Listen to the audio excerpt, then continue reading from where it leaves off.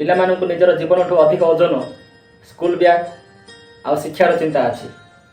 ଠିକ୍ ସେମିତି ଯୁବକମାନଙ୍କୁ ଉଚ୍ଚ ଶିକ୍ଷାର ଚିନ୍ତା ଅଛି। ଶିକ୍ଷା ସରିବା ପରେ ଚାକିରି ଆଉ ବ୍ୟବସାୟର ଚିନ୍ତା ଅଛି।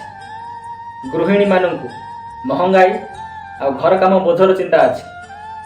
ବାପାଙ୍କୁ ଝିଅର ବାହାଘର କେମିତି ହେବ ତାର ଚିନ୍ତା ଅଛି। କର୍ମଚାରୀମାନଙ୍କୁ ପ୍ରମୋସନର ଚିନ୍ତା ଅଛି।